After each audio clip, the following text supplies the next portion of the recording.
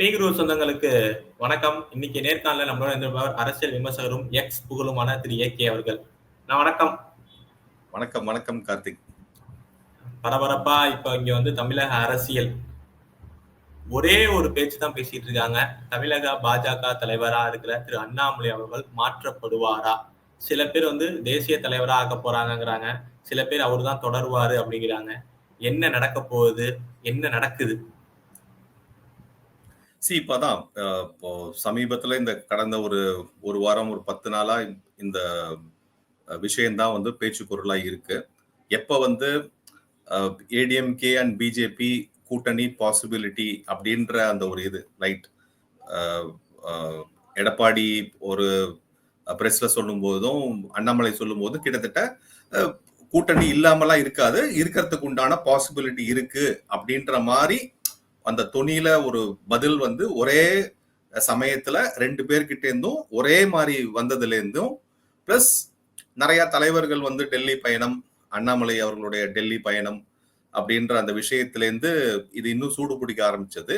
அப்பதான் வந்து 2 சைடு இருக்கிற லாபியிஸ்ட் வந்து மேல எழுந்துட்டாங்க. இந்த லாபியிஸ்ட் நான் சொல்றது வந்து பாஜக இருக்கிற அதிமுக ஃபேவரட்ஸ், அதிமுக வேணும் அப்படின்ற அந்த பாஜக இருக்கிற லாபியும் மத்திய அரசே தானே. நீங்க இங்க இருக்கிறதோட மத்தியில இருக்கிற பாஜகவும் அதிமுக வேணும் தானே இருக்கு. நம்ம அது யார் சொன்னா அவங்களா தானே இருக்காங்க. நீங்க என்ன டெல்லியில இருந்து எனக்கு நியூஸ் வந்துடுச்சு அப்படின்னு சொன்னா எல்லாத்தையுமே நீங்க நம்பிடுவீங்களா? டெல்லியில இருந்து நியூஸ் வந்தது இல்ல. இன்னி வரையுமே அமித்ஷாவோ மோடி அவர்களோ அவங்களோட தாய் நகர் வந்து இன்னி வரையுமே வந்து அதிமுக கூட்டணி தான் வேணும் அப்படிங்கிற மாதிரி தான் போயிட்டு இருக்காங்க. இப்ப வர செய்திகளா இருந்தாலும் இப்ப வர செய்திகளும் இதற்கு அவர் உடன்பாடு இல்லை, அதனாலதான் மாற்றப்படுகிறார் அப்படிங்கிற செய்தி வருது. அப்ப மத்தியில வந்து கூட்டணி வேணும், திமுக எதிர்க்க ஒரு அணி வேணும்னு சொல்லிட்டு தானே ஆசைப்படுறாங்க. இல்ல அதுதான் செய்திகள் வருது அப்படின்னா அந்த செய்திகள் எங்கேருந்து வருது, அதோட ஹப் எங்க? சோ மீடியால ஒரு 4 பேர் வந்து ஒரு இன்டர்வியூ எடுத்து கொடுத்து இந்த மாதிரி கூட்டணி வருது, அண்ணாமலை மாற்றப்படுவார்னு சொன்னா உடனே வந்து இவங்க மீடியால சொல்றதை வச்சுக்கிட்டு எல்லாம் நடக்காது. அப்ப எங்கேயாவது அமித்ஷாவோ மோடிஜியோ வந்து சொன்னாங்களா, ஆர் நட்டாஜியோ வந்து சொன்னாங்களா இந்த மாதிரி நாங்க வந்து அதிமுகவோட கூட்டணி வச்சுக்க போறோம்னு என்னைக்குமே சொன்னாங்களா? பிஜேபியோட நிலைப்பாடு, உள்துறை அமைச்சர் அமித்ஷா அவர்கள் வந்து எடப்பாடி அவர்களை பார்த்த அப்புறம் ஒரு ட்வீட் போடுறாரு, என்டிஏ இது அரசாங்கம் அமையும், அது சாராய ஊழலும் அதெல்லாம் வந்து இதாகும் 26 அப்படின்னு சொல்லி ட்வீட் போடுறாரு. எதற்கு வந்து அதிமுக தலைவர்கள் அவர்களை பார்க்கணும்? இப்ப என்ன இருக்கு பாக்குறதுக்கான? 2024லயும் என்டிஏ அரசாங்கம் தானே. 2024 தேர்தலையும் தமிழகத்துல நான் சொல்றேன், 2024 தேர்தலை சந்திச்சது யாரு? இங்க தமிழ்நாட்டுல அதே என்டிஏ அரசாங்கம் தானே.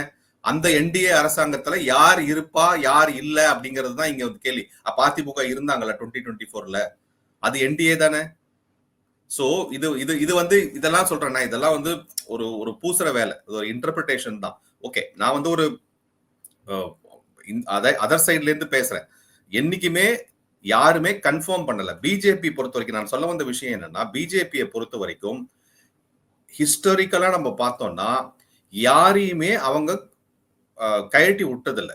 நீங்க மகாராஷ்டிரால இருக்கிற சிவசேனா எடுத்தாலும் சரி, பீகார்ல இருக்கிற நிதிஷ்குமாரோடைய கட்சி எடுத்தாலும் சரி, வேற எந்த இடத்துல எடுத்தாலும் சரி, ஆர் கர்நாடகால குமாரசுவாமி எடுத்தாலும் சரி, கூட்டணியில இருந்திருக்காங்க, அவங்களாவதான் வந்திருக்காங்க, அவங்களாதான் போயிருக்காங்க.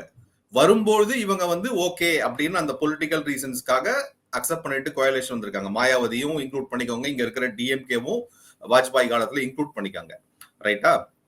அவங்களாதான் வந்திருக்காங்க, அவங்களாதான் போயிருக்காங்க. என்னைக்குமே பிஜேபி இது பண்ணதே இல்லை. அது மாதிரி அவங்களா போயிட்டு திருப்பி ஜாயின் பண்ண கதையும் இருக்கு.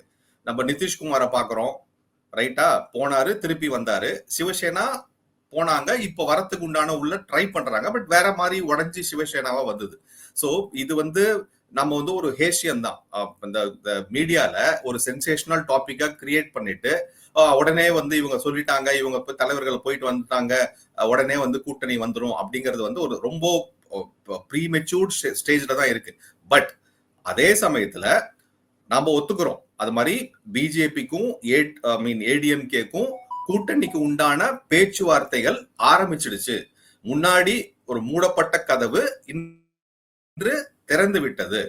எப்படி 2021 எலெக்ஷன்ஸ்க்கு அப்புறம் 2024க்கு முன்னாடி இவங்க வந்து கயட்டி விட்டாங்களோ ஏடிஎம்கே, ஒன்னால எனக்கு வந்து இழப்பு தான் ஜாஸ்தி, எனக்கு எஸ்பெஷலி மைனாரிட்டி ஓட்ஸ் வந்து எனக்கு போகுது, அதனாலதான் என்னால வின் பண்ண முடியல அப்படின்னு ஒரு டிசிஷன் எடுத்து பிஜேபியை கயட்டி விட்டுட்டு ஓப்பனா ஸ்டேட்மெண்ட் பண்ணி அதுக்கப்புறம் வந்து எஸ்டிபிஐ அப்படின்ற ஒரு தீவிரவாத அமைப்போட கூட்டணி வச்சுக்கிட்டு எல்லாத்தையும் பண்ணது வந்து பின்னாடி இந்த துரோகி அப்படின்னு சொல்லக்கூடிய 10 தோல்வி பழனிசாமி அப்படின்னு சொல்லக்கூடிய அந்த அதிமுக தான்.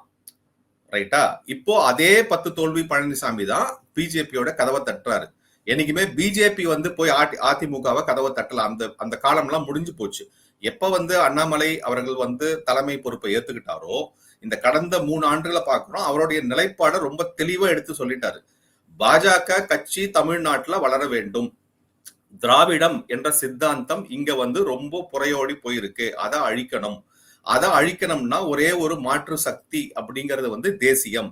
அந்த தேசியம் என்ற ஒரு கொள்கையும் கோட்பாடும் எடுத்து போடுற கட்சி வந்து பாஜக தான். சோ நான் பாஜக கட்சி வளர்வதற்கு உண்டான என்னெல்லாம் பண்ணணுமோ அதை நான் பண்ணுவேன் அப்படின்ற ஒரு ஸ்டாண்ட்ஸ்ல தான் வந்து அண்ணாமலைஜி வந்து லீடர்ஷிப்பை கொடுக்கப்பட்டது. ஏன்னா இப்போ நீங்க வந்து அண்ணாமலைஜியை வந்து மோடி இப்படி சொல்லிட்டாரு, அமித்ஷா இப்படி சொல்லிட்டாருன்னு சொல்றவங்க தான் நான் சொல்றேன், அதே மோடிஜி அமித்ஷா தானே வந்து அண்ணாமலைக்கு வந்து சப்போர்ட் பண்ணிட்டு லேட்டரலா என்னைக்குமே எங்கேயுமே பார்த்திடாத, வரலாற்றிலேயே பார்க்காத, எப்பயுமே நீங்க பாத்தீங்கன்னா கட்சி தலைவர்கள் வந்து அந்த ஒரு அந்த சங்கத்தோடைய சங்க பரிவாரோடைய அந்த ஒரு அமைப்புல இருந்தோ இல்ல அந்த அம்ப்ரெல்லா அப்படின்ற ஆர்கனைசேஷன்ல இருந்தோ அதோட தொடர்புடைய ஒரு நெடுங்காலம் பணி செய்யக்கூடிய அந்த மாதிரி ஒரு பீப்புளை தான் வந்து ஒரு பார்ட்டி பிரசிடென்டா எடுத்துன்னு போய் போடுவாங்க, ஒரு பெரிய காரியகர்த்தா அந்த இதில் தான். பட் ஃபர்ஸ்ட் டைம் நம்ம பாக்குறோம் எப்படி ஒரு கார்பரேட்ல வந்து ஒரு பெரிய ஹை லெவல் பொசிஷனுக்கு கம்பெனிக்குள்ளேயே பார்க்காம வெளியிலேருந்து லேட்டரல் ரெக்ரூட்மெண்ட் பண்ற மாதிரி அண்ணாமலைஜியை ரெக்ரூட் பண்ணாங்க. அதுவும் ஷார்ட் டேர்ம், 1.5 வருஷம் டெபுட்டி பார்ட்டி பிரசிடென்ட், தென் எல்முருகன் போன பிறகு பார்ட்டி பிரசிடென்ட்னு கொடுத்துட்டு அவரை ஃப்ரீ ஹேண்ட் கொடுத்தாங்க. நம்ம பாக்குறோம் அந்த போன்ஹாமி பிட்வீன் ஒரு பிரைம் மினிஸ்டர் மோடியும் அமித்ஷாவும் அண்ணாமலைஜியும் நம்ம நிறைய இடத்துல பார்த்திருக்கோம். அவர் கூட கார்ல ஐஷன் போறது, ஹெலிகாப்டர்ல ஐஷன் போறது, இதுல பேட் பண்றதுன்ற அந்த அந்த கெமிஸ்ட்ரியை பாக்குறோம். எந்த அளவுக்கு வந்து அண்ணாமலைக்கு வந்து ஃப்ரீ ஹேண்டும் நம்பிக்கையும் வச்சு கொடுத்துருக்காங்க. இப்ப நீங்க என்ன சொல்றீங்க, திடீர்னு இப்போ ஒரு பழனிசாமி, எடப்பாடி பழனிசாமி அப்படின்ற ஒரு ஏடிஎம்கே உடனே நான் கூட்டணிக்கு வரேன், அதாவது வெளில போயிட்டு திருப்பி வரேன்னு சொன்ன உடனே மோடி அமித்ஷா வந்து அண்ணாமலை நீ வந்து வெளில போயிடுப்பா பார்ட்டி பிரசிடென்ட்ல இருந்து, எனக்கு ஏடிஎம்கே தான் வேணும். இந்த மாதிரி பேச்சுகள் எங்கேயுமே யாருமே சொல்லல.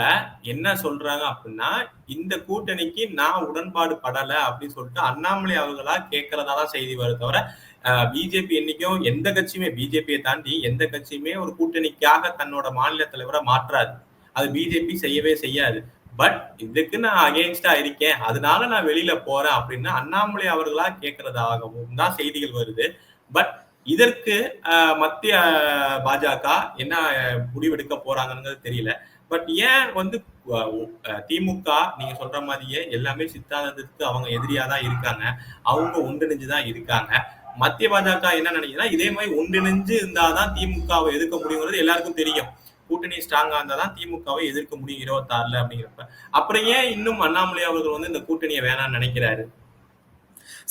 இதுதான் இந்த 2 விதமான ஒரு பார்வை இருக்குல்ல கார்த்திக். இங்கதான் வந்து இந்த பிரச்சனையே வந்து ரொம்ப பெரிய பூதாகரமா வருது.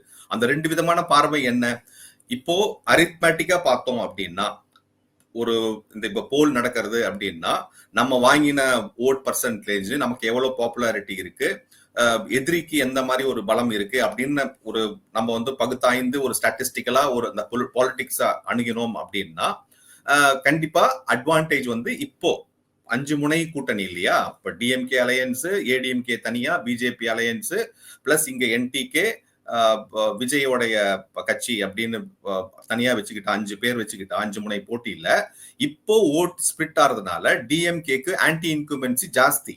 கண்டிப்பா அவங்க வாங்கின ஒரு 40% ஓட்டுல இருந்து கண்டிப்பா ஒரு 10-15% மேல ஆன்டி இன்குமென்சி ஒரு எதிர்ப்பு ஓட்டு வருதுன்னே வச்சு போனோம். ஏன்னா கண்டிப்பா DMK doesn't deserve a second termன்றத ஒரு பெரிய ஒரு ஃபீலிங் இருக்கு, அது கம்மியாக போகுது. அப்போ அந்த ஓட்டுகள்லாம் வந்து ஒரே இடத்துல போய் விழுந்ததுன்னா ஆன்டி இன்குமென்சி ஓட்ஸ், அப்போ எதிராளிக்கு வந்து பலம், அவங்க வின் பண்ணக்கூடிய வாய்ப்பு இருக்கு. ஆனா இப்ப இருக்கிற 5 முனை போட்டியில அந்த ஆன்டி இன்குமென்சின்ற ஃபேக்டர்னால ஓட்டு ஸ்பிட் ஆகிறதுக்கு நிறைய சான்ஸ் இருக்கு. இப்போ புதுசா விஜயோடைய கட்சியும் வரும்போது அது ஒரு 4% 5% எடுத்தா ஓட்டு அப்படின்னா கூட தட் ஒரு டென்ட் வருது, அந்த இடத்துல ஒரு ஒரு பெரிய தொய்வு ஏற்படுறது. சோ இப்போ 5 முனை போட்டின்னு வரும்போது திருப்பியும் டிஎம்கேக்கு வந்து வாக்குகள் சரிவடைந்தாலும் நம்மளுடைய தேர்தலுடைய இதுபடி குறைந்தபட்ச வாக்குகள் ஃபர்ஸ்ட் பாஸ் த போஸ்ட் சிஸ்டம்ல DMK will still claim the victory. ஒரு மைனாரிட்டி கவர்மெண்டா இருந்தாலும், நான் சொல்ற மைனாரிட்டி கவர்மெண்ட் ஒரு பண்ணா கூட எடுத்துக்காங்க, ரைட்டா, நம்பர்ஸ்லயும் எடுத்துக்காங்க, ரிலீஜன்லயும் எடுத்துக்காங்க, அந்த மாதிரி ஒரு கவர்மெண்டா இருந்தா கூட டிஎம்கே வரத்துக்கு உண்டான பாசிபிலிட்டி ஜாஸ்தி. இதை வரக்கூடாது அப்படின்னா அரித்மேட்டிக்கா டிஎம்கே எப்படி ஒரு கூட்டணியை ஸ்ட்ராங்கா வச்சிருக்காங்களோ, அவங்க பிலீவ் பண்றாங்களோ, அதே மாதிரி ஒரு ஆப்போசிட்ல ஒரு கூட்டணி ஸ்ட்ராங்கா இருந்ததுன்னா அப்போ இருமுனை போட்டி ஆர் குறைந்தபட்சம் ஒரு மும்முனை போட்டின்னு வரும்பொழுது இந்த வாக்குகள், இங்க ஆன்டி இன்குமென்சி வாக்குகள் ஒரு சேர ஒரு இடத்துல குவியும் போது இந்த கூட்டணி டிஎம்கே எதிர்க்கு பண்ணக்கூடிய அலையன்ஸ் வந்து வின் பண்ணும் அப்படிங்கிறது வந்து arithmetically it's a very strong case. நான் சொல்றேன் ஸ்டில் நான் ஏன் அந்த வார்த்தையை அரித்மேட்டிக்கலின்னு சொல்றேன்னா நம்பர்ஸை வச்சு எஸ் இது வெரி ஸ்ட்ராங் கேஸ். இந்த ஒரு அடிப்படையில தான் நம்மளுடைய லட்சியம் டிஎம்கே போடும். டிஎம்கே வந்து நம்ம வந்து தமிழ்நாட்டை சீரழிஞ்சு போச்சு, இதனால இப்படி இன்னொரு 5 ஆண்டு காலம் அவங்களை வந்து தொடர விட்டோம்னா இருக்கிற பதார்த்தத்துல போயிடும். இங்க இருக்கிற எக்கனாமிக் இண்டிகேட்டர்ஸும் சரி, சோசியல் இண்டிகேட்டர்ஸும் சரி, ஒரு அதர் ஒரு வளர்ச்சியை வந்து தடுக்கக்கூடிய விஷயத்துல பண்ணக்கூடிய விஷயங்களும் சரி, எதுவுமே சரியில்லை. அப்படின்ற பொழுது கண்டிப்பா சரிவை நோக்கி போகும். அதை மீட்டெடுக்கணும்னா இங்க ஒரு அலையன்ஸ் தேவை. Mathematically it's possible. இது ஒரு பார்வை, இதை வச்சுப்போம். ரெண்டாவது பார்வை ஃபார் இது என்னன்னா, பரவாயில்ல, எனக்கு வந்து டிஎம்கே போகணுன்ற ஒரு அவசியம் இல்லை. பிஜேபி ஒன்ற கட்சி வந்து நாங்க ஒரு மாற்று சித்தாந்தத்தை எடுத்துன்னு வரோம், ஒரு மாற்றத்தை எடுத்துன்னு வரோம், சேஞ்ச் எடுத்துன்னு வரோம். அந்த சேஞ்ச் எடுத்துன்னு வரதுக்கு டைம் ஆனாலும் பரவாயில்ல, நான் வெயிட் பண்றேன். இன்னைக்கு நோட்டா கட்சி, 1% கட்சி, பிராமின் கட்சி அப்படின்னு சொல்லி சொல்லி சொல்லி சொல்லி பண்ண பிஜேபி கடந்த ஒரு 3 வருஷத்துல இந்த ஓட் ஷேர்ல இருந்து டபுள் டிஜிட்டுக்கு போயிருக்கு.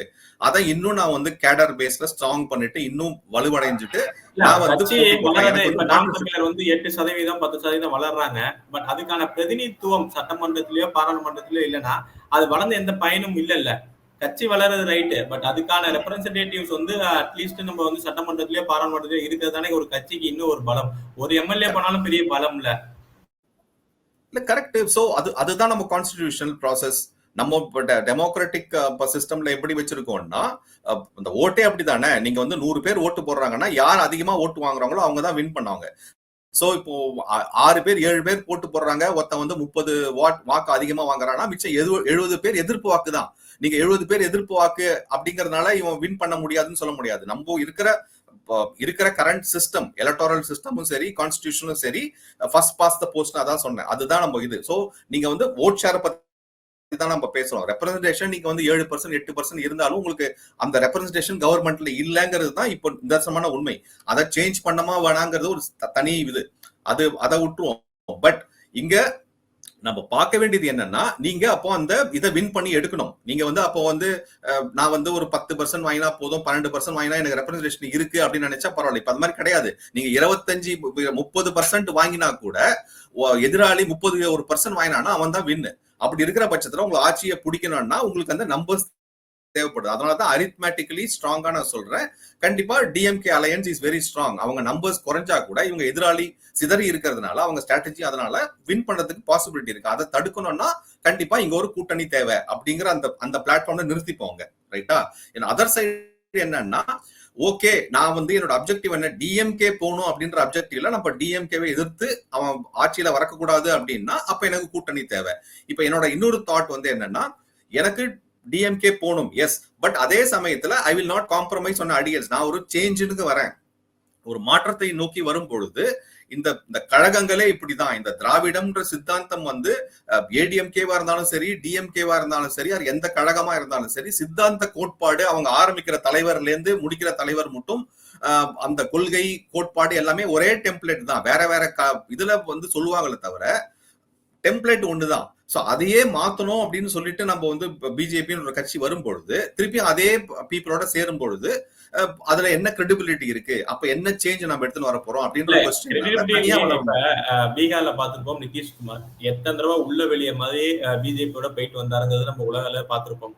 இதே சிவசேனா, இதே இப்ப கர்நாடகால பாத்துருப்போம் குமாரசாமி. ஒரு அரசியலுங்கிறது வேற, கிரெடிபிலிட்டி வேற.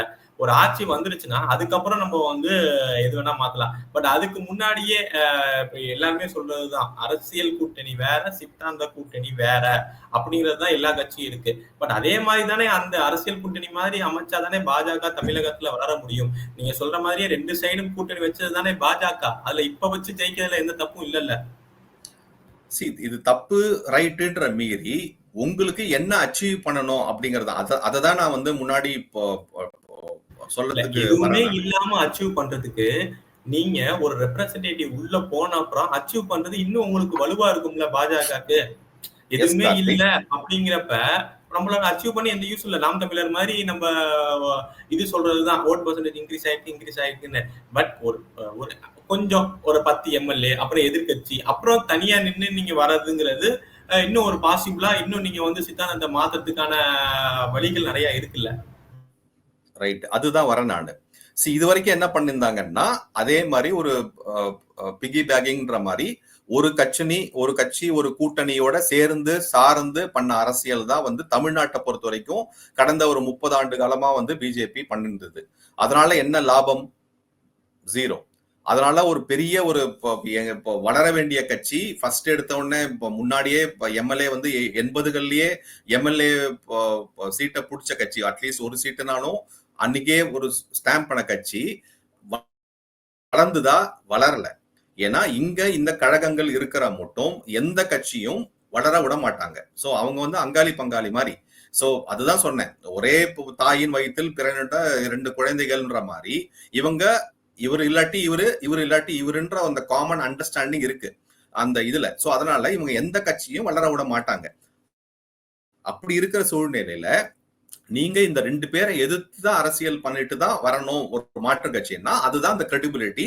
அந்த கிரெடிபிலிட்டினாலதான் லாஸ்ட் 3 இயர்ஸ் எனக்கு டிஎம்கேவும் வேண்டாம் ஏடிஎம்கேவும் வேண்டாம்னு சொல்லும் பொழுதுதான் உங்களுக்கு உண்டான சித்தாந்தத்தை முன்னிறுத்தி நீங்க பண்ற அரசியல் எதிர்ப்பு மற்ற விஷயங்கள்னாலதான் உங்களுக்கு பாப்புலாரிட்டி இன்க்ரீஸ் ஆகி இன்னைக்கு பிஜேபி வந்து 3%ல இருந்து மோர் தென் டபுள் டிஜிட் ஆர் ஈவன் 18-19% கிட்ட இருக்கு அப்படின்னா அசஸ் பண்ணா அந்த ஒரு ரீசனுக்காக தான் இருக்கு. இது அப்படியே இருப்போம். நான் சொல்ல வந்தது என்னன்னா, உங்க கோல் என்ன ஆக்சுவலா? இப்போ BJP as a party president or பிஜேபியோட தலைமை அவரோட கோல் என்ன? எனக்கு எப்படியாவது தமிழ்நாட்டுல ஆட்சியை பிடிச்சிடணும்பா அப்படிங்கிறது கோலா? இல்ல எனக்கு தமிழ்நாட்டுல ஆட்சியை பிடிக்கணும், பட் அந்த குரோத் வந்து ஆர்கானிக் குரோத்தா நான் வந்து ஃபர்ஸ்ட்ல இருந்தே அந்த ஒரு அமைப்பை ஸ்ட்ராங் படுத்தி நான் கொஞ்சம் கொஞ்சமா நகரணும். முன்னாடி என்ன வந்து 1% 2% சொன்னாங்க, இப்ப நான் 8%ல இருந்து 12%ல இருந்து 15, 16, 18% அளவுக்கு நான் இப்ப வளர்ந்துருக்கேன்.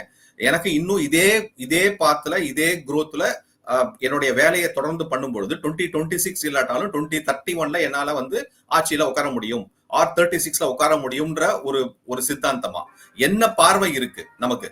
இல்ல எனக்கு எப்படியாவது எனக்கு வந்து ஆட்சியை பிடிச்சிடணுமா? இல்ல எனக்கு ஆட்சியை பிடிக்கணும், பட் இப்படிதான் நான் பிடிக்கணும். The ways and means also matters, not the destination. Destination இம்பார்ட்டன்டா இல்ல அந்த ways and means towards the journey இம்பார்ட்டன்டானா ரெண்டுமே இம்பார்ட்டன்ட் தான்.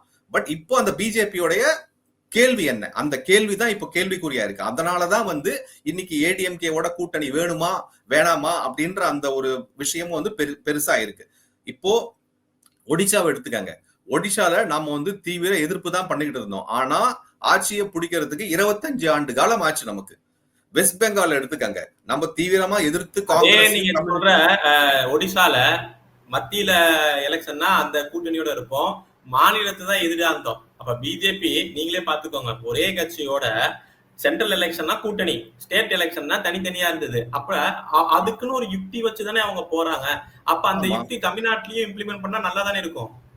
இல்ல இப்போ இந்த பிஜு பட்நாயக் வந்து வாலண்டியரா வராரு. பிகாஸ் அவர் அப்போ சென்டரோட ஏந்து மோடியோடைய சென்ட்ரல் ஸ்கீம்ஸ் அடாப்ட் பண்ணிட்டு அந்த ஒரு ஏன்னா சென்ட்ரல் கவர்மெண்ட்லோட இருந்தால்தான் ஸ்டேட்ல என்ன பிரச்சனை இல்லாம ஒரு எந்த சுமையும் இல்லாம என்னால ஆட்சி பண்ண முடியும்ன்ற ஒரு அறிவு வந்து பட்நாயக்கு போன்ற பெரிய மூத்த பழுத்த அரசியல்வாதிக்கு இருந்தது. இன்னைக்கு நம்ம ஃபெடரலிசம், அந்த கோஆபரேட்டிவ் ஃபெடரலிசம் சொல்லக்கூடிய மாநிலத்தில் நம்ம ஒரு ஸ்டேட் கவர்மெண்ட்டுக்கு உண்டான ரெஸ்பான்சிபிலிட்டிஸ் சென்ட்ரல் கவர்மெண்ட்டை ஏய்ந்து செயல்படணும். அதுதான் பிஜேபியும் டபுள் இன்ஜின் சர்க்கார்னு சொல்லிச்சு. சென்ட்ரல் கவர்மெண்ட் ஸ்கீம்ஸும் சென்ட்ரல் கவர்மெண்டோடைய ஃபண்ட்ஸும் சென்ட்ரல் கவர்மெண்டோடைய மத்த சப்போர்ட்டும் இல்லாம இங்க ஸ்டேட் கவர்மெண்ட்ல ஒன்னும் பெருசா நீங்க பண்ண முடியாது. It is not one individual. இவங்க சொல்ற மாதிரி அது ஒரு ஒன்றியம், நான் தனியா என்னுடைய மாநிலத்தில் சுயாட்சி மாதிரி கிடையாது. சோ இந்த பெடரல் சிஸ்டம்னு சொல்லக்கூடிய அந்த அமைப்புல நீங்க சென்ட்ரல் கவர்மெண்டோட சேர்ந்து செயல்படும் போதுதான் ஸ்டேட்ல என்னால பெர்ஃபார்ம் பண்ண முடியும். அந்த ஒரு நோக்கும் அந்த ஒரு பார்வையும் அந்த தெளிவும் பட்நாயக்கு இருந்தது. அதனால ஒரு பொலிட்டிக்கலாவும் சரி, கவர்னன்ஸ் அட்மினிஸ்ட்ரேஷனும் சரி ஒரு தெளிவான முடிவு எடுக்கிறாரு. சென்டர்ல யார் இவனா, இது ஒரு ஸ்டேட் கட்சி தான், சென்ட்ரல்ல ஒன்னும் பெருசா இவங்களுக்கு இது கிடையாது. அதனால சென்ட்ரல்ல யார் வராங்களோ அவங்கள சப்போர்ட் பண்ணி அதை பேஸ் பண்ணிட்டு அவர் பொலிட்டிக்ஸ் பண்ணாரு. அதனால பிஜேபிக்கு சப்போர்ட் பண்றாரு. சென்டர்ல ஸ்டேட்ல வரும்பொழுது இல்ல எனக்கு தெரியும் சொல்லிட்டு அந்த ஒரு பார்வை எடுக்கிறார். சோ அதை இப்ப டிஎம்கே எடுக்குதுன்னு வச்சுப்போமே ஃபார் எக்ஸாம்பிள். அப்ப என்ன பண்ணணும், இவங்க சென்டரோட எல்லா விஷயத்துக்கும் ஒத்து போகணும். ஏதாவது ஒரு ஸ்கீம்ஸ் வருது, நாளைக்கு ஏதாவது ஒரு சஜஷன்ஸ் வருது, ஒரு ஃபண்ட்ஸ் வருதுன்னா, ஆனா இவங்க பண்றது எல்லாமே ஒரு போராட்ட குணத்தோட ஒரு பிரிவினைவாதத்தை தூண்டக்கூடிய விஷயத்தான் இவங்க பண்றாங்க டிஎம்கே. சோ ஏடிஎம்கே நிலைப்பாடு என்னன்னு பார்த்தா அதே நிலைப்பாடு தான். முன்னாடி பிஜேபியில இருக்கும்போது சிஏஏக்கு சப்போர்ட் பண்ண வேண்டியது, ராம் ஜென்ம பூமிக்கு சப்போர்ட் பண்ண வேண்டியது, அந்த ஆர்டிகல் 370க்கு சப்போர்ட் பண்ண வேண்டியது, இப்போ அதே கூட்டணியில வெளியில வந்த பிறகு ஒரு பெரிய டிஃபரன்ஸ் கிடையாது. உடனே என்இபி டிஎம்கே எதிர்க்கிறதா நானும் என்இபி எதிர்க்கிறேன், இந்த டீலிமிட்டேஷன் பத்தி இப்ப டிஎம்கே எதிர்க்கிறதா நானும் சேர்ந்து டீலிமிட்டேஷன் எதிர்க்கிறேன், மும்மொழி கொள்கையை பத்தி இப்போ வருதா நான் எதிர்க்கிறேன், கச்சத்தீவு பத்தி வருதா நானும் பண்றேன்னு சொல்லிட்டு there is no difference between DMK and ADMK ஆயிடுச்சு. சோ இது ஒரு டபுள் ஸ்டாண்டர்ட் ஆஃப் ADMK. இத நம்ம ஏற்கனவே பார்த்திருக்கோம். அப்படி ஒரு பெரிய ஒரு விஷயம் இருந்ததுன்னா பிஜேபியோட கூட்டணியில அவங்க வெளில போயிருக்க மாட்டாங்க. சொன்ன காரணங்கள் என்ன, ஒன்னாலதான் நான் அழியிறேன் அப்படின்னு சொல்லிட்டு தான் வெளில போறாங்க. வெளியில போறதோட மட்டும் நிக்கல, அவங்க நெக்ஸ்ட் என்ன பண்றாங்க, ஒரு எஸ்டிபிஐன்ற ஒரு கட்சியோட தீவிரவாத அமைப்போட தொடர்பு வச்சுக்கிட்டு கூட்டணியில வைக்கிறாங்க. சோ இதுதான் ஏடிஎம்கே. இதோ இந்த கலர்ஸ் அப்படிதான். இது ஒரு செகண்ட் நான் முடிச்சிடுறேன். நீங்க ஆர்ஜேடி பாத்தீங்கன்னா ஜேடியு ஏடிஎம்கே டிஎம்கே மாதிரி அவரு அங்க அதோட கூட்டணி வச்சுட்டு லாஸ்ட் சமயத்துல பிஜேபிக்கு வந்தாரு. காங்கிரஸ் சரத்பவாரும் சிவசேனா ஏடிஎம்கே டிஎம்கே மாதிரி. கர்நாடகா இது எல்லாம் ஒரு வெற்றி. எனக்கு தேவை ஃபர்ஸ்ட் நான் ரெப்ரசன்டேட்டிவ், அதுக்கப்புறம் தான் என்னோட கருத்தையும் சித்தாந்தத்தையும் பண்ண முடியும் அப்படிங்கிற மாதிரி தானே போக முடியும். பிஜேபி காஷ்மீர்ல யாரோட கூட்டணி வச்சாங்க, எதிர்பார்த்திருப்பாங்களா? ஆட்சி அமைச்சாங்க. 370 அவங்களோட நோக்கம் என்ன, 370 நீக்கணும். நீங்க சொன்ன மாதிரியே சித்தாந்தத்தை மாத்தணும். இன்னைக்கு அவங்க அதை பண்ணி சக்சஸ் பண்ணிட்டாங்கல்ல. சோ அட் லாஸ்ட் என்னோட இதை நான் பண்ணணுங்கிறதுக்காக இது அதுதான் சொல்றேன், அரசியல் கூட்டணி அது பாஜகல இருக்கிற தொண்டர்கள் எல்லாம் கொள்கை கூட்டணியா எமோஷனா எடுத்துட்டு கையாளுறாங்களா சமூக வலைதளங்களே நம்ம பாக்குறோம். அப்படிதான் இப்ப ஆகி போச்சா? இல்ல கண்டிப்பா இது ஒரு உணர்ச்சி பூர்வமான விஷயமா தான் மாறிடுது, அறிவுபூர்வமான விஷயமா மாறல. அதுதான் சமூக வலைத்தளத்துல பாக்குறோம். இந்த கேள்விக்கு ஆன்சர் பண்றதுக்கு முன்னாடி நான் அந்த ப்ரீவியஸ் ஆன விஷயத்தை நான் முடிச்சிடறேன் கார்த்திக். சோ அதுதான் பார்வை, ரெண்டு பார்வை.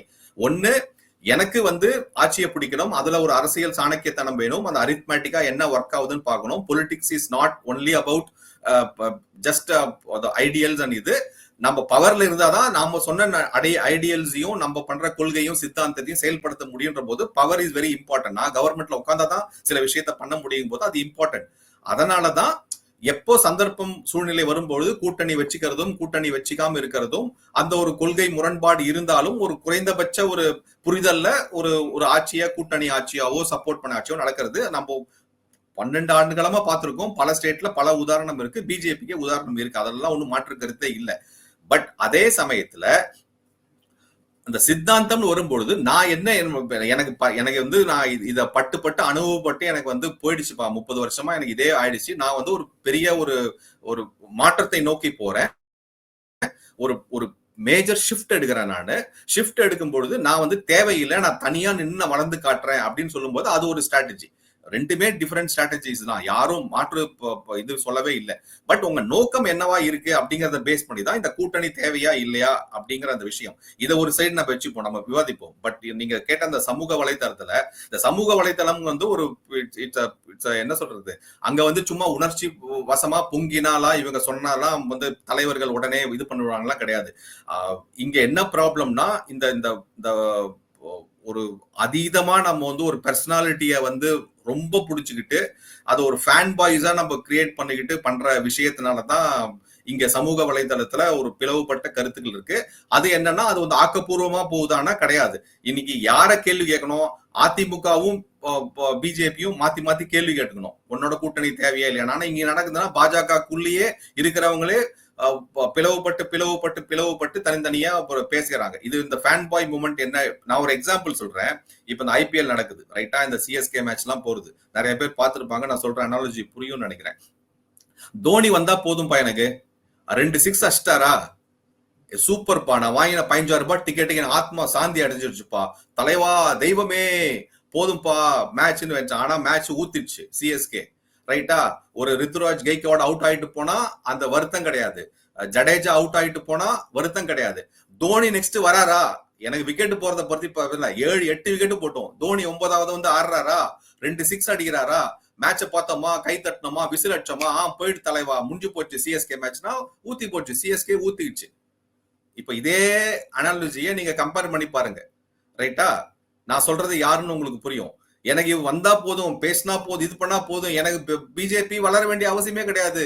எலெக்ஷன்ல தோத்தா எனக்கு என்ன, எனக்கு வந்து இப்போ அண்ணாமலை இருந்தா போதும், அவரு 2 ஸ்டேட்மெண்ட் கொடுத்தா போதும், அவரு அப்படின்ற அந்த ஃபேன் பாய் மொமெண்ட்ல நீங்க பண்ணீங்கன்னா, நீங்க அப்ப எதை சார்ந்து நீங்க அரசியல் பண்றீங்க? நீங்க பண்ணுங்க, ரசிகரா இருங்க, உங்களை யாரும் தப்பு சொல்லல, நீங்க கொண்டாடுங்க. பட் அட் வாட் காஸ்ட் அப்படின்ற ஒரு பேஸ் இருக்கு இல்லையா. அந்த நீங்க சொல்ற தோனியே சிஎஸ்கே தோக்கணும்னு ஆடுவாரா? ஆடமாட்டார். அவர் பொசிஷனை மாத்திப்பாரு. எந்த பொசிஷன்ல எப்படி வரணும், என்ன பண்ணா நம்ம டீமுக்கு கான்ட்ரிபியூட் பண்ணா நல்லா இருக்கும்ன்ற அந்த புரிதல் இல்லாம அவர் ஒரு தலைவரா இருப்பாரா தோனி? நான் சொல்றேன். அதே மாதிரி இங்க வந்து அண்ணாமலைக்கு அந்த புரிதல் இல்லைன்னு நினைக்கிறது தப்பு. அவருக்கு தெரியும், அவருடைய பார்வையை தெளிவா வைக்கிறார். எப்படி பிஜேபிக்குள்ள எனக்கு ஏடிஎம்கே வேணும் அப்படின்ற ஒரு வியூஸ் இருக்கோ, தலைவர்கள் கிட்ட ஒரு இது இருக்கோ, அதே மாதிரி அதிமுக வேண்டாம் அப்படின்ற ஒரு பார்வையும் இருக்கு. அத வந்து அந்த நிலைப்பாட அண்ணாமலை ஃபர்ஸ்ட்ல இருந்தே சொல்லிக்கிட்டு இருக்காரு. இது என்னமோ புதுசா வந்து அப்ப வந்து ஒரு கூட்டணி, இப்ப கூட்டணி இல்லைன்னும் போது இவர் மாத்தி பேசலான்னு கிடையாது. ஃபர்ஸ்ட்ல இருந்தே அவர் என்ன கிளியரா சொல்றாருன்னா, பிஜேபியை நான் வளர்க்கணும்பா, என்னோட அசைன்மெண்ட் என்ன, பிஜேபியை தமிழ்நாட்டுல வளர்த்தெடுத்து ஆட்சிக்கு அமைச்சக்கூடிய விஷயத்துக்கு போகணும், அதுக்கு உண்டான வேலை என்னையோ நான் பண்றேன். அதை பண்ணிருக்காரு. Because results have shown. இந்த 3% இருந்து இப்போ இன்னைக்கு டபுள் டிஜிட்ல வந்திருக்குன்னா, we can't forget Annamalai. First அவர் ஆரம்பிச்ச விஷயத்துல இருந்து எல்லாத்துக்குமே வந்து அண்ணாமலை பண்ண. அப்கோர்ஸ் பிஜேபி சப்போர்ட்டோட, சென்ட்ரல் பிஜேபி கமாண்ட் சப்போர்ட்டோட, அவருக்கு நிறைய பார்ட்டியில அவர் அழைச்சிட்டு வந்திருக்காங்க, பிரசிடென்டா வச்சு அழகு பார்த்திருக்காங்க.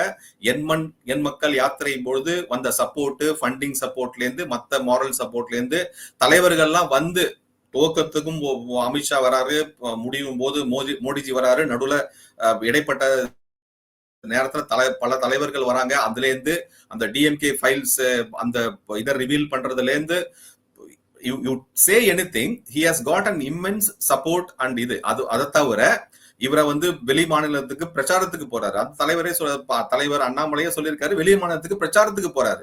இங்க என்னதான் எதிர்ப்பு இருந்தாலும் இவருடைய கரிஸ்மா நேஷனல் லெவல்ல ரீச் ஆயிட்டு, வெளி மாநிலத்துல சில கூட்டணி இதுல இப்போ கர்நாடகால பாக்குறோம், அந்த விஷயத்தெல்லாம் அவரை போய் முன்னிறுத்துறாங்க.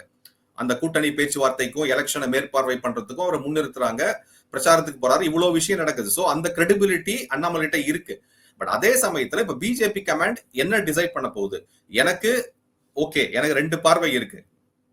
ஜஸ்ட் ஒரு விஷுவலா நம்ம பேசணும், எனக்கு 2 பார்வை இருக்கு. ஒண்ணு, எனக்கு தமிழ்நாட்டோட ஸ்டேட்டஸ் இதுதான்ப்பா, இப்ப டிஎம்கே போகணும் அப்படின்ற ஃபர்ஸ்ட் அந்த கோல் நான் எடுத்துக்கிட்டேன்னா அதுக்கு நான் என்ன பண்ணணும், அதுல எனக்கு காம்ப்ரமைஸ் இருக்கும். வின் வின் சிச்சுவேஷன் தான். சில இடத்துல நம்ம விட்டு கொடுக்கணும், சில இடத்துல கரெக்டா இருக்கணும். அது ரெண்டுமே நடக்கும். சோ இது போகணும்னா இப்படிதான் பண்ணணுமா, அது ஒரு ஸ்ட்ராட்டஜி. இல்லப்பா, எனக்கு வந்து இதை வந்து இன்னும் கொஞ்சம் லாங் டேர்மா யோசிக்கிறேன், ரைட்டு, பிஜேபி டிஎம்கே போகணும், பிஜேபி வரணும், பட் அதை எப்படி வரணும்ன்ற ஒரு விஷயம் இருக்கு. அப்போ எனக்கு இந்த கூட்டணி தேவையா, இந்த கூட்டணினால எனக்கு சாதகமா பாதகமா, நாளைக்கு வந்து கூட்டணின்னு வச்சுக்கிட்டு இன்னொரு 11வது முறையா ஏன் வந்து ஏடிஎம்கே தோல்வி உறாது, ஆர் திருப்பி அவங்க அந்த துரோகத்தை ஏன் பண்ண மாட்டாங்க, முன்னாடி பேசினதுக்கும் இப்ப பேசுனதுக்கும் அது வேறவா இது வேறவாயின்ற மாதிரி ஏன் பேச மாட்டாங்க அப்படின்ற அந்த கேள்வி இருக்கு. சோ எனக்கு டெய்லிமா தான் இப்படியா நான் வந்து எல்லாத்தையும் சீர்தூக்கி பார்த்து ஆராய்ஞ்சு அதுக்கப்புறம் தான் டிசிஷன் எடுப்பேன். அந்த டிசிஷன் ஸ்டேஜே இன்னும் வரல. சோ இப்ப பார்வைகள் சொல்லப்பட்டிருக்கு, அண்ணாமலை கிட்ட இருந்து ஒரு பார்வை போயிருக்கு சென்ட்ரல் கமாண்டுக்கு. இந்த சைடு சிச்சுவேஷன்ஸ்ல இருந்து ஏடிஎம்கே லீடர்ஸ் போய் மீட் பண்ணி பிஜேபியில ஏடிஎம்கே வேணும்னு சொல்ற லீடர்ஸோடைய பார்வையும் போயிருக்கு. சோ இன்னும் டிசிஷன் எடுக்கவே இல்லை. இந்த ஸ்டேஜ்ல உடனே வந்து அண்ணாமலையை தூக்கணும், அண்ணாமலை இப்படி பண்ணணும்ன்ற இந்த கும்பலும் இப்படிதான் வரணும், கூட்டணி தான் வரணும்ன்ற வந்து இதுல இந்த மீடியால சில போல் பண்டிட்ஸோ மத்தவங்களோ சேர்ந்து கலப்பி விட்ட ஒரு செய்தி. இதுல என்ன பாத்தீங்கன்னா எல்லா விஷயத்திலையும் இது மாதிரி ஒரு குழப்பம் நடக்கிறதுக்கு இங்க வந்து உங்களுக்கு அட்வான்டேஜோ இல்லையோ, டிஎம்கே சைட்ல இருந்து பாருங்க அவங்க வந்து ரொம்ப குதூகலமா இருக்காங்க. இப்ப பாருங்க அவங்க மேல இருக்கிற அலகேஷன்ஸோ அந்த பேச்சு பொருளோ அப்படியே டக்குன்னு மாறி போச்சு. அவங்களுக்கு எடுக்கிறதுக்கு வேற ஆயுதமே கிடையாது. ஏன்னா ஹிந்தி அந்த ஆயுதத்தை எடுத்தாங்க, டப்புன்னு போட்டு உடைச்சிட்டாங்க. டீலிமிட்டேஷன் ஆயுதத்துக்கும் போது அதுவும் உடஞ்சி போச்சு. இப்போ இந்த என்இபி பத்தி பேசும்போது அதுக்கு ஒரு பதில் வந்துடுச்சு. நெக்ஸ்ட் கச்சத்தீவு எடுத்தாங்க, அதுக்கும் ரிப்ளை வந்துடுச்சு. இவங்களால காவேரி விஷயத்த பேச முடியாது, ஏன்னா அங்க இருக்கிறது வந்து கர்நாடகால காங்கிரஸ் ஆட்சி, காவேரி விஷயத்த தூசி தட்டு எடுக்க முடியாது. அதே மாதிரி முல்லை பெரியாறு விஷயம் அப்படின்னு நான் எலெக்ஷன் சமயத்துல வரக்கூடிய விஷயங்கள்லாம் சொல்றேன், பேசு பொருள். முல்லை பெரியாறு எடுக்க முடியுமா? எடுக்க முடியாது, ஏன்னா அவங்களுடைய காமிஸ் அங்க வாங்கியிருக்காங்க. சோ இவங்க வந்து எடுக்கிற விஷயத்தெல்லாம் ஆஃப் பண்ணும் பொழுது இப்ப இந்த கூட்டணி குழப்பத்தினால இவங்க சேஃபா இருக்காங்க. மீடியா வெளிச்சமே இல்லாம இவங்க சேஃபா இருக்காங்க. இவங்க எவ்வளவு பிளவு பண்றோமோ, டிஎம்கேக்கு ஆப்போசிட்டா எவ்வளவு பிளவு நடக்கிறதோ அந்த பிளவுகளுக்கு எல்லாம் அப்படியே அட்வான்டேஜ் டிஎம்கேக்கு. நம்ம இன்னொரு 5 வருஷம் இந்த ஆட்சியை இது பண்ணிக்கணுமா, தொடரணுமா அப்படின்னு ஒரு கேள்வி இருக்கு. இதை தவிர இன்னொரு விஷயம் இருக்கு Karthik. Everybody is forgetting one nation one election in 2029. So பிஜேபியோட பார்வையும் எப்படி இருக்கலாம் அப்படின்னா, பரவாயில்ல கூட்டணி வச்சுக்கலாம், சில காம்ப்ரமைஸ் பண்ணிக்கலாம், அண்ணாமலை ஜி அண்டர்ஸ்டாண்ட் பண்ணிப்பாரு, அதை பண்ணிட்டு இன்னும் 3 years தான், லெட் இவங்க நடத்தட்டும். 2029ல நமக்கு வந்து அந்த ஒரு கிரவுண்ட் வந்துரும். பிட்வீன் 2026 2029 நாம வந்து குறைந்தபட்சம் ஒரு 20-30 சீட்ல 20 சீட் இருந்தாலே போதும் எதிர்கட்சி அந்தஸ்துக்கு. ரைட்டா? எதிர்கட்சியா இருந்து செயல்படுவோம்.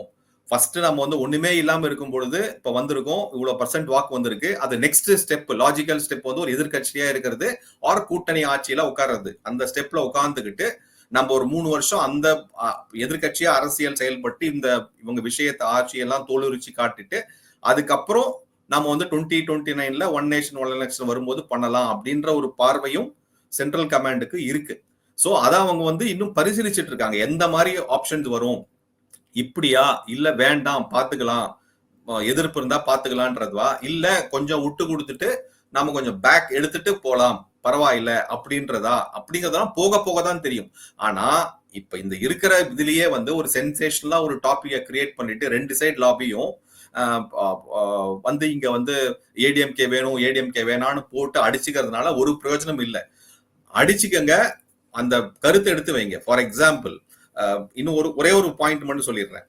2024 எலெக்ஷன்ஸ்ல பிஜேபி வளர்ந்ததுக்கு உண்டான பாயிண்ட் சொல்லு. 2024 எலெக்ஷன்ஸ்ல நீங்க வந்து ஓட் ஷேர் எடுத்து பாத்தீங்கன்னா, நான் ஏற்கனவே சொன்ன மாதிரி ஒரு மும்முனை போட்டி நடக்கும் பொழுது, சப்போஸ் ஏடிஎம்கே அலையன்ஸ்ல இல்லைன்னு வச்சுப்போம், பிஜேபி தனியா இருக்காங்க, என்டிகே விடிகே டிஎம்கே அலையன்ஸ் ஸ்ட்ராங்கா இருக்கு அப்படின்றே வச்சுப்போம். 2024ல அப்படிதான் நடந்தது. அந்த ஒரு எலெக்ஷன் ரிசல்ட்ஸ் ஓட் ஷேர் வச்சு பாத்தீங்கன்னா கிட்டத்தட்ட ஒரு 30-35 தொகுதியில பிஜேபியோட ஓட் ஷேர் வந்து இட் இஸ் மோர் தேன் 25%. அதாவது ஒரு 5 முனை போட்டி நடக்கும் பொழுது even as low as 25 to 30% it's a winnable seat. 2 முனை போட்டி மும்முனை போட்டி நடக்கும் போது கண்டிப்பா 40% தான் வின்னபிள் சீட்னு ஒரு சொல்ல முடியும், 35% to 40%. பட் 5 முனை போட்டியில அந்த ஓட் ஷேர் பிரியறதுனால உங்களுக்கு வந்து 30% எடுத்தாலே ஒரு சீட்டை வின் பண்ணக்கூடிய சாத்தியக்கூறுகள் ஜாஸ்தி. அப்படி அந்த ஒரு கணக்குல பாத்தீங்கன்னா கிட்டத்தட்ட ஒரு 30+ சீட்ஸ்ல BJP has got more than 30% vote share. நீங்க சர்ப்ரைஸ், நம்ம இப்போ இந்த இங்க வந்து டிஎம்கேவோட கோட்டைன்னு சொல்லக்கூடிய சென்னையிலே எடுத்துக்கிட்டா கூட வேளச்சேரி, மயிலாப்பூர்ல 28% ஓட் ஷேர் வாங்கியிருக்காங்க. வேளச்சேரியில 30% மேல கிட்டத்தட்ட வாங்கியிருக்காங்க. ஈவன் 1000 லைட்ஸ்ல, அந்த ராயபுரத்துல, நிறைய இடத்துல சென்னையிலேயே பிஜேபியோட ஓட் ஷேர் இஸ் மோர் தேன் 25%. கிட்டத்தட்ட ஒரு நான் சொல்றேன் 20-25 தொகுதியில 30% மேல, 15 தொகுதியில பிட்வீன் 25 to 30. சோ தனியா நின்னா கூட ஒரு 20 சீட்டு நல்ல போட்டி போட்டு வின் பண்ணக்கூடிய நிலைமையில தான் பிஜேபி இருக்கு. ஆனா இந்த 20 சீட்ல உட்காந்துக்கிட்டு நீங்க 22 சீட்ல ஆப்போசிஷனா உட்காந்துக்கிட்டு அரசியல் பண்ணலாம். இன்னொரு 5 வருஷம் நீங்க ஓட்டணும், குறைந்தபட்சம் 3 வருஷம் ஓட்டணும் அப்படிங்கிறது ஒரு பார்வை. இல்ல நான் கூட்டணியோட நான் பாக்குறேன் அப்படின்னா இந்த 20-25% ஓட் ஷேரோட கூட்டணி கட்சிகளுடைய ஓட்ஸும் சேர்ந்ததுன்னா அது வந்து கண்டிப்பா டிஎம்கேவை சுவாகா பண்ற மாதிரி ஆகும்.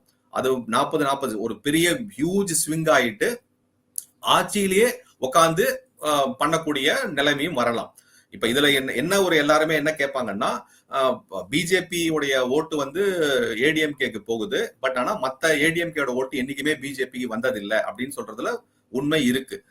ஏன்னா ஃபுல் இது வந்ததில்லை. பட் அட்லீஸ்ட் நான் என்ன சொல்றேன், அந்த வராட்டி கூட ஒரு 10%, 20%, 30% குறைந்தபட்சம் வந்து வருது அப்படின்னா கூட அது டிஎம்கேக்கு வந்து ஒரு அழிவு காலமா தான் இருக்கும். சோ இதுதான் 2 பார்வை. இந்த 2 பார்வையை நம்ம தெளிவா புரிஞ்சுக்கணும். எப்படி வந்து அரசியல் தலைவர்களும் கூட்டணி அமைகிறத வெயிட் பண்ணி தான் பார்க்கணும். அதுக்கு முன்னாடியே வந்து அண்ணாமலை லீடர் கிடையாது, அவர் அனுப்பிச்சிடுவாங்க, சென்ட்ரல் கவர்மெண்ட்டுக்கு போயிடுவாரு, அவர் வந்து இது பண்ண மாட்டாரு, நெக்ஸ்ட் பிரசிடென்ட் ரெடியா இருக்காங்கன்னு சொல்றதெல்லாம் அபத்தத்தின் உச்சகட்டம்.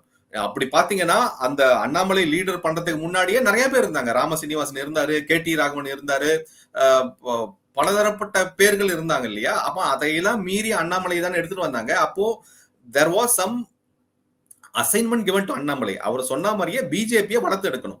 ஃபர்ஸ்ட் 3 இயர்ஸ்ல அவர் மேல, அண்ணாமலை மேல என்ன குற்றச்சாட்டு, நீங்க வந்து ஆர்கானிக்கா பூத் லெவல்ல நீங்க எந்த விஷயமும் பண்ணல, நீங்க என்னதான் மீடியால பேசி டிஎம்கேவை எக்ஸ்போஸ் பண்ணி எல்லாமே பண்ணா கூட கிரவுண்ட் லெவல்ல அந்த ஒரு ஸ்ட்ராங் இல்ல, ஃபவுண்டேஷன் இல்ல அப்படின்னு.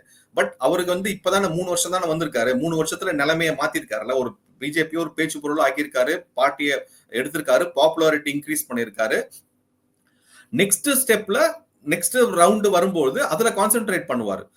நமக்கு வந்து 2021ல என்ன ஒரு பெரிய விஷயமா இருந்ததுன்னா, பிஜேபியை எங்கேயோ போயிடும், லைம்லைட்ல இல்லாம போயிடும், அழிஞ்சே போயிடும்ன்ற நிலைமையில அது மீட்டெடுக்கிறதுக்கு உண்டான ஸ்ட்ராட்டஜியை பண்ணிக்கிட்டு இன்னைக்கு நம்ம திருப்பி மேல வந்திருக்கோம். நம்மளும் ஒரு பிஜேபியும் ஒரு கட்சி இருக்கு.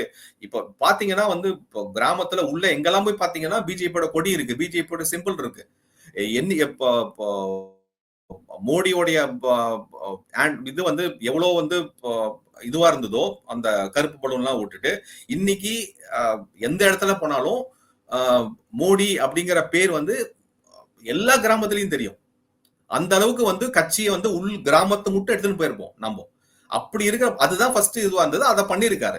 மேபி நெக்ஸ்ட் ரவுண்ட் வரும்போது நெக்ஸ்ட் 3 இயர்ஸ் அவர் கொடுக்கும் பொழுது பார்ட்டியை எப்படி உள்ள இன்னர் ஸ்ட்ரக்சர் பார்ட்டி எப்படி பலப்படுத்துறது, பூத் லெவல்ல இருந்து எப்படி ஆரம்பிச்சு அந்த ஒரு அரசியல் எப்படி பண்றது, அந்த இதுல நம்ம கொஞ்சம் வீக்கா இருக்கும்ன்றத அதை எப்படி பண்றதுல செகண்டா இருக்கலாம். ப்ரையாரிட்டின்னு வரும்போது இதுதான் ஃபர்ஸ்ட் ப்ரையாரிட்டியா இருந்திருக்கலாம் அவருக்கு.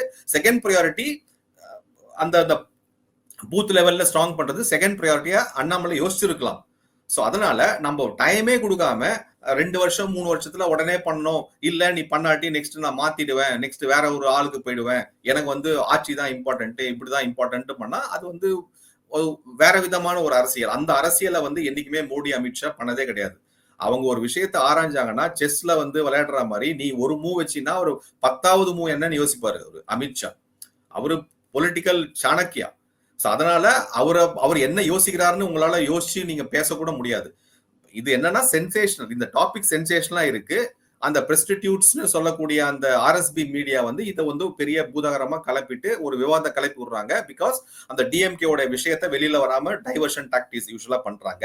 நம்ம ஆளுங்க எப்பயுமே ஃபாலிங் இன் த ட்ராப், அவ்வளவுதான். போய் ட்ராப்ல போய் உழ வேண்டியது, மீடியால யூடியூப்ல இன்டர்வியூ கொடுத்துட்டு நான் வந்து இவனை சப்போர்ட் பண்றேன், இவன் வரக்கூடாது, நெக்ஸ்ட் பார்ட்டி பிரசிடென்டா இவன் வரணும் அப்படின்னு பேசுறதுனால ஒரு பிரயோஜனமும் கிடையாது. நீங்க மக்களுக்கு நீங்க சொல்லணும்னா போய் சொல்லுங்க, என்ன பிரச்சனை இருக்கு, இந்த பிரச்சனையுடைய பரிமாணங்கள் என்ன, அதனால என்ன நடக்கலாம், எது நடந்தா எப்படி சாதகமா இருக்கும், ஆர் நம்ம சில விஷயத்துல விட்டு கொடுக்கணும், இல்லப்பா ஏடிஎம்கேயோட கூட்டணி வேணும்னா அதோடைய சாதக பாதங்கள்னு ஸ்வாட் போடுவோம் இல்லையா.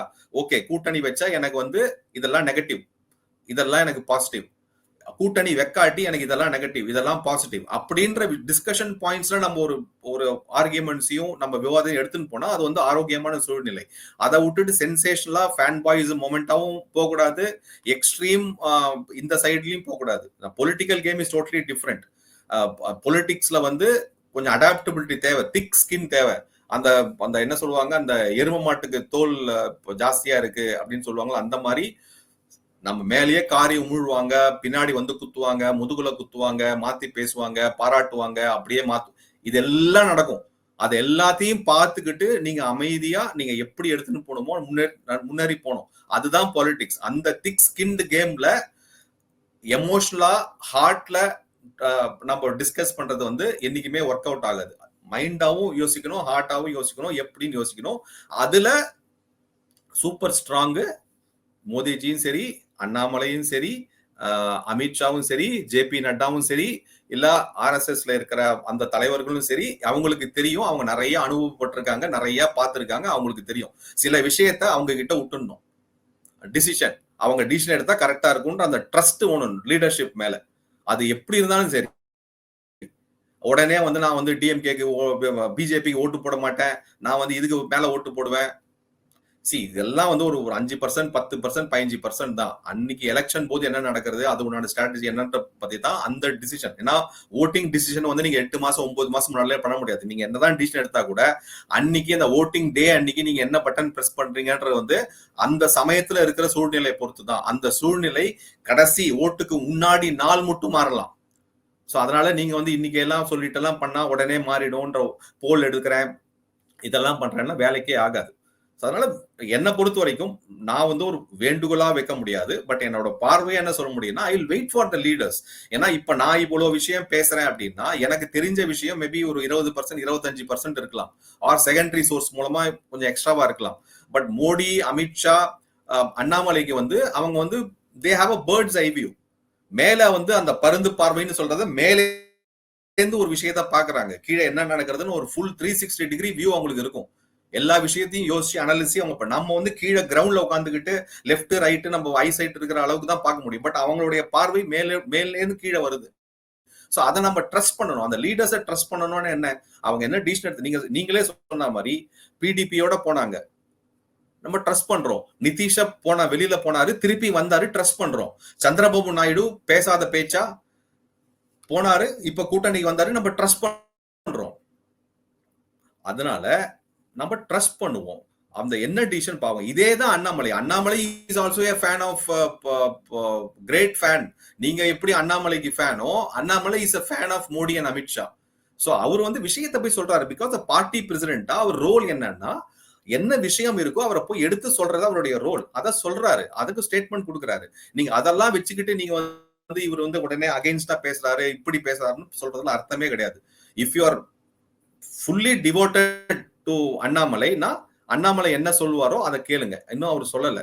Annamalai is fully devoted to பிஜேபினா அவர் என்ன சொல்லுவாரோ அதை கேட்பாரு.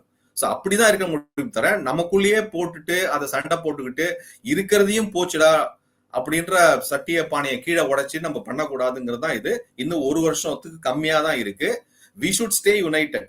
அது whatever be the strategy. DMK உடைய மேஜர் ஸ்ட்ராட்டஜியே வந்து அவங்களால சொல்லவே முடியாது, நான் இது பண்ணிருக்கேன் அது பண்ணிருக்கேன்னு சொல்லவே முடியாது. ஆப்போனண்ட்டை உடைக்க டிஎம்கே ஸ்ட்ராங். அதை அவங்க ட்ரை பண்ணிக்கிட்டே இருப்பாங்க. விஜய்ல இருந்து இன்னும் எல்லாருமே ட்ரை பண்ணிக்கிட்டே இருப்பாங்க. நம்ம வந்து ஸ்ட்ராங்கா இருக்கணும். எவ்வளவுக்கு எவ்வளவு ஸ்ட்ராங்கா இருக்கணுமோ அவ்வளவுக்கு எவ்வளவு ஸ்ட்ராங்கா இருக்கணும்ங்கிறது தான் நம்ம ஸ்ட்ராட்டஜியா இருக்க முடியும். அதுக்கு என்ன பண்ணணுமோ I trust the leader. But ஓட்டுன்னு வரும்பொழுது இட் ஆல் டிபெண்ட்ஸ் அப்பான் எந்த இது வந்து க்ளோஸ் டு த ஹார்ட்டா இருக்கோ பண்ணுவாங்கன்னு நினைக்கிறோமோ அவங்களுக்கு தான் நம்ம ஓட்டு போட போறோம். அதனால இது கார்த்திக் நீங்க ஃபர்ஸ்ட் சொன்ன மாதிரி it is just two aspects. அந்த இன்னும் வெளியிலேயே வரல, என்ன டிசிஷன் வரல. அதுக்குள்ள நாமளே டிசிஷன் எடுத்துட்டு ஒரு அனௌன்ஸ் பண்ணிடுறோம். அதுவும் இந்த சைட்ல இருந்து இந்த பிஜேபி சப்போர்ட்டர்ஸ்னு சொல்லக்கூடியவங்களே வந்து முன்னாடி வந்து இஷ்டத்துக்கு குட்டையை குழப்பி விடுறாங்கன்ற போது ரொம்ப வருத்தமா இருக்கு. நிச்சயமா சொல்ற மாதிரி அவங்க ட்ராப்ல தான் இங்க வந்து நரேட்டிவ் செட் ஆயிட்டே இருக்கு. அதை வந்து இங்க இருக்கவங்க எதிர்கட்சிகளும் புரிஞ்சுக்கணும், புரிஞ்சுப்பாங்கிறத நம்புவோம். இவ்வளவு நேரம் உங்க நேரத்தை நம்ம தளத்துக்கு வந்து பயந்தமைக்கு ரொம்ப ரொம்ப நன்றி. நல்லதே நடக்கும். வாழ்வாங்க. வணக்கம். வணக்கம் கார்த்திக். ஜெய்ஹிந்த்.